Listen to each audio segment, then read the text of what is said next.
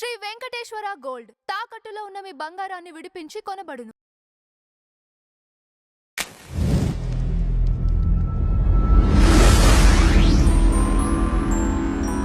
నమస్కారం దుర్గా. నమస్తే అండి. కూటమి వచ్చిన దగ్గర నుంచి అండి మీరు తిరుపతిలో మనం ప్రతి సందర్భంలో ఏదో ఒకటి వినాల్సి వస్తుందండి.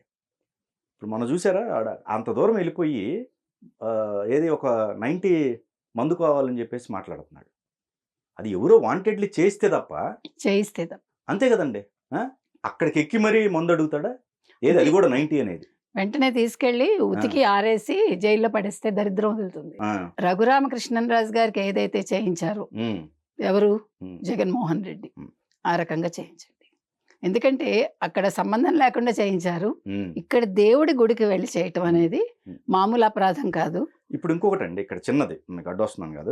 ఫర్ ఎగ్జాంపుల్ వీళ్ళు ఎవరైతే వెనకుండి నడిపిస్తున్నారో ఏది కూటమిని ఇరికించాలనో లేకపోతే ఇంకోటో నమ్మే వాళ్ళు ఉన్నారండి జనాలు. అంటే ఇప్పుడు మనం ఇతను ఉతికి ఆరేయాలన్నాం కదండి. నిజామాబాద్కి చెందిన తిరుపతి అనే వ్యక్తి అక్కడికి వెళ్ళి దర్శనానికి వెళ్ళి సడన్ గా ఆ కొయ్యలన్నీ ఎక్కేసి ఏమంటారు గుడి గోపురం దగ్గరికి వెళ్ళిపోయి పైకి ఎక్కేసి నాకు 90 కావాలి అన్నాడంటే ఆ వెనకాలన్న వ్యక్తుల్ని ముందు పట్టుకుని వాళ్ళని కూడా ఉతికాక అప్పుడు ఇతను కూడా ఉతికితే అంటే ఫ్యూచర్ లో ఎవడో అట్లా చేయడు. అది ఫస్ట్. రెండోది మీరు అడిగారు అసలు ఎందుకండి అంటే వీళ్ళు ఏం జరిగిందంటే 5 ఏళ్ళు టీటీడీ అనే దాన్ని ఎలా దోచుకోవాలి అనే దాని మీద పూర్తి పరిశోధన చేసి మొత్తం ఎక్కడెక్కడ ఎలా దోచుకోవచ్చు మీకు తెలుసు. ఒక కల్తీ నెయ్యి కావచ్చు, పరకామణి కావచ్చు, పట్టు వస్త్రాలు కావచ్చు, ఇటీవల గోవిందరాజస్వామి ఆలయ శిఖరానికి బంగారు తాపడంలో 50 కిలోలు కావచ్చు, ఇంకా ఏమున్నాయో ఇంకా చాలా వస్తాయి, కంగారేం పడక్కర్లే మనం. ఇవన్నీ మీరు చేతులు కట్టేశారు. ఈ ప్రభుత్వం వచ్చాక మీరు అన్నీ బయటకు తీస్తున్నారు సిట్టును పెట్టి. వాళ్ళు సిబిఐ అడిగితే సిబిఐని కూడా మీరు పెట్టారు. ఇవన్నీ బయటకు తీస్తున్నప్పుడు అక్కడ అందరి నోళ్ళు మూతలు పడ్డాయి. చేతులు కట్టేశారు. చేతులు కట్టడం అంటే వాళ్ళకి రావాల్సిన మామూళ్ళు రావట్లేదు.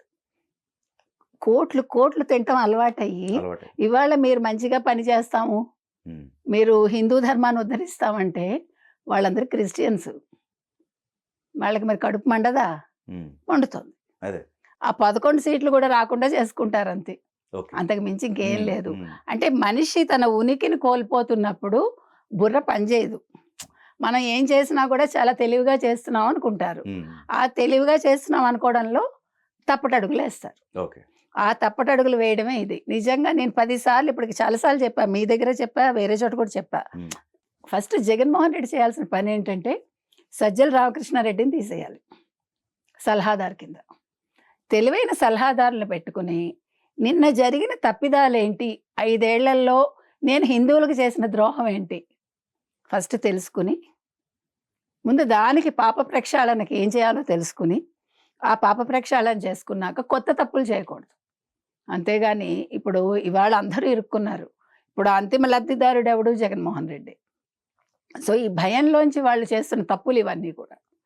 ఇందులో అసలు నిజామాబాద్ అంటే తెలంగాణ వ్యక్తి ఈ రకంగా చేశాడు అంటే వెనకాల ఎవరున్నారు? ఎందుకంటే మీరు కనుక గమనిస్తే 2 తెలుగు రాష్ట్రాల్లో ఇవాళ ప్రభుత్వాలు ఏ రకంగా పనిచేస్తున్నాయి, అపోజిషన్ కానీ అపోజిషన్ ఎలా ఉంది.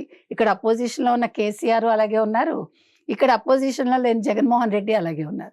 ఇద్దరూ కూడా ప్రభుత్వాలను ఎలా పడగొట్టాలి అన్న వ్యూహాల్లో ఉన్నారు. ఇక్కడ రేవంత్ రెడ్డిని తిడతాడు తెల్లారు లేస్తే ఆయన, లేదు రేవంత్ రెడ్డిని కాదు చంద్రబాబు నాయుడినే తిడతానంటాడు కేసీఆర్. సో ఇద్దరూ కూడా మీరు గమనిస్తే కనుక అయితే వ్యక్తి టార్గెట్ ఎవరు? చంద్రబాబు నాయుడు.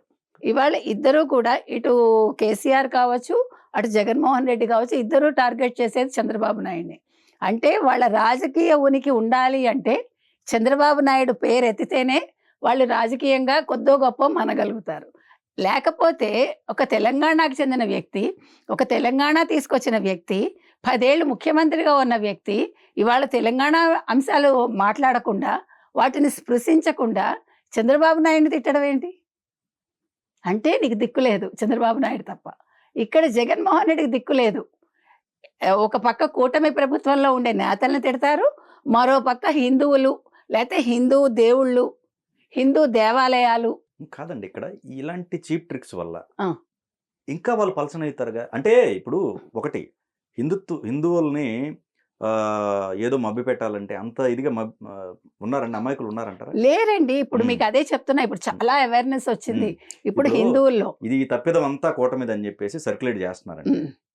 ఇప్పటి వరకు టీటీడీలో ఏం జరుగుతుందనేది మనకి ఏవండి మీకు ఉదాహరణ మొన్నటి దగ్గర నుంచి మీరు ఏకాదశి, ముక్కోటి ఏకాదశి తీసుకోండి. ఆ, అందరూ ఎదురు చూసారు. ఏదో చేసేద్దాం వీళ్ళని, కూటమిని మనం బదనాం చేయాలి.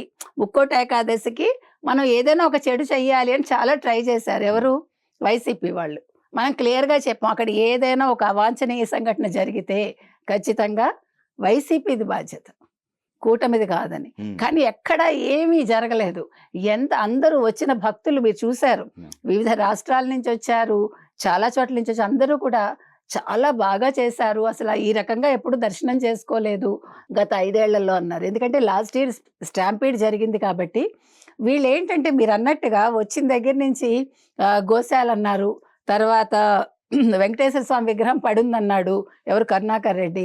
తర్వాత ఇలా రకరకాలుగా చెప్పుకుంటూ వచ్చారు. కానీ అన్ని అబద్ధాలని తేలిపోయింది. సో మీకు ఉదాహరణ ఇవాళ వీళ్ళు ఇలా ఏడవడానికి కారణం, లేదు ఈ తిరుపతి అనే వ్యక్తి తిరుపతి అనే పేరు పెట్టుకుని ఈ రకంగా చేశాడు అంటే అతని వెనకాల ఎవరు లేకపోతే చేస్తాడా?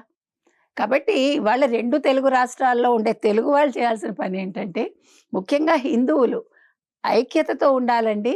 ఇలాంటివేమైనా జరిగితే ఉతికి ఆరేయాలి వాళ్ళే. దొరికితే మట్టుకు వదలొద్దు. రెండోది కేసులు పెట్టండి, తప్పు లేదు ఇలాంటి వాళ్ళ మీద. అది కేసీఆర్ అయినా కావచ్చు, జగన్మోహన్ రెడ్డి అయినా కావచ్చు, వాళ్ళ అనుచరులైనా కావచ్చు, మరొకళ్ళు కావచ్చు. ఇంకొక ముఖ్య విషయం, ఇప్పుడు డీఎంకే తీసుకుంటే మీకు తెలుసు, అక్కడ తిరుపరకుండ్రంలో దీపం వెలిగించకుండా ఎంత పెద్ద ఇష్యూ చేసి ఆఖరికి ఇటీవల కాలంలో ఏం చెప్పింది? First Muslims ఒప్పుకోవట్లేదంది. ముస్లిమ్స్ మాకు అభ్యంతరం లేదు, మీరు దీపం వెలిగించుకోండి అన్నారు. ఇది ఎప్పుడు 400 సంవత్సరాలుగా జరుగుతున్న సంప్రదాయం. మొన్న అంటుంది అది జైన స్తూపం, అది మీరు జైన స్తూపం మీద ఎలా పెడతారంటుంది. ఇప్పుడు డిఎంకే కూడా పోయే కాలం వచ్చింది. నేను మీకు చెప్తున్నది అది. కాబట్టి మీరు హిందువుల మీద పడితే ఏ ప్రభుత్వం అయినా సరే ఈ భారతదేశంలో వాళ్ళకి ఫ్యూచర్ ఉండదండి. ప్రజలు మీరు చెప్పినట్టుగా చాలా అప్రమత్తంగా ఉండాలి ఒకటి. 2 తెలివిగా ఆలోచించి ఓటేయాలి. వాడు డబ్బిస్తే తీసుకోండి. మిమ్మల్ని తిట్టిన వాడు డబ్బిచ్చినా తీసుకోండి. ఎందుకంటే అది వాడి డబ్బు కాదు, మీ డబ్బే. కాబట్టి వాడు డబ్బిస్తే తీసుకోండి. ఓటు మాత్రం సవ్యమైన ప్రభుత్వం కావాలి అనుకుంటే చక్కటి వ్యక్తికే మీరు ఓటేయండి అని చెప్తున్నాం. కాబట్టి ఇవాళ మీరు టీటీడీ విషయంలో ఎన్ని కుట్రలు చేయాలని చూసినా వైసీపీ వాళ్ళు ఇరుక్కున్నది వాళ్ళే. ఇప్పుడు మనం చూసాము. ఇప్పుడు గుడిది కూడా ఉంటుందండి. ఇప్పుడు మీరు అన్నట్టు మీరు దుర్గగుడి ఎత్తారు కాబట్టి మొన్న ఏమైందంటే దుర్గగుడిలో బకాయిలు ఉన్నాయి, విద్యుత్ బకాయిలు. ఈ విద్యుత్ బకాయిలు ఎప్పటివి? నిన్న ఇవాళవి కాదు, వైసీపీ హయాం నుంచి ఉన్నాయి. కాబట్టి ఇప్పుడు ఎక్కడికక్కడ మీరు చూశారు, ఏ శాఖలోనైనా బకాయిలు కొద్ది కొద్దిగా తీర్చుకుంటూ ఈ ప్రభుత్వం వస్తుంది. ఇవన్నీ వైసీపీ హయాంలో ప్రతి శాఖలోనూ వీళ్ళు పెట్టారు. అసలు ఎందుకు కట్టలేదండి వాళ్ళు అన్ని సంవత్సరాలు? డబ్బులు తింటమే కదండి మనకు కావాలి. ఇప్పుడు వెండి సింహాలు మాయం చేశారు, అవి తెచ్చి పెట్టారా? పైగా మేము పడేస్తాం తీసుకొచ్చి అన్నాడు కదా ఎవడు? ఆ కొడాలి నాని. మీకు గుర్తుందా ఎంత పొగరగా ఎలా చెప్పాడు? అందుకే దేవుడు నీకు ఏం చేయాలో అదే చేశాడు, అయినా నీకు బుద్ధి రాలేదు. కాబట్టి వీళ్ళందరికీ కూడా పోయే కాలం అండి. ఈ డిఈ రామకృష్ణన్ బదిలీ చేశారు, అతను వేరే డిపార్ట్మెంట్కి పంపించారు. అతను ఎవరిని అడగకుండా సొంతంగా నిర్ణయం తీసుకుని విద్యుత్ సరఫరా నిలిపేశాడు. కాబట్టి దీన్ని మళ్ళీ కూటమి ప్రభుత్వం మీద రుద్దుదామంటే అది వాళ్ళ కర్మ అంతే. ఎందుకంటే భక్తులు విపరీతంగా వచ్చారు విజయవాడలో, మనం చూసాం ఇంద్రకీలాద్రికి. కాబట్టి వీళ్ళు ఏం చెప్పినా ప్రజలు నమ్మట్లేదు. ఇవాళ వైసీపీ మీద ఎవరికీ నమ్మకం లేదు. అందుకని వాళ్ళు దేవుడి విషయంలో, దేవాలయాల విషయంలో, లేకపోతే హిందూ ధర్మం విషయంలో, లేదు సనాతన ధర్మం విషయంలో ఏదైనా చేద్దామంటే అది బూమెరాంగ్ అవుతుంది. ఇంకొక మైనస్ ఏమైందంటే వైసీపీకి బీజేపీ పూర్తి సపోర్ట్ కూటమి మీద ఉంది, కూటమి ప్రభుత్వం మీద. కాబట్టి ఇవాళ వీళ్ళు చేసేవి ఏమైనా ఉంటే అది వాళ్ళకి నెగిటివ్ అవుతుంది. ఎందుకంటే వాళ్ళ కేసులు తిరగదోడి వాళ్ళని జైలుకి పంపించే అవకాశం ఇంకా ఎక్కువ ఉంటుంది. అంటే మాకేదో అండుంది, లేకపోతే మాకు బ్యాక్ బోన్ ఎవరో ఉన్నారు అనడానికి వాళ్ళు ఎవరూ లేరు వైసీపీకి. అది కూడా వాళ్ళు ఆలోచించుకోవాలి.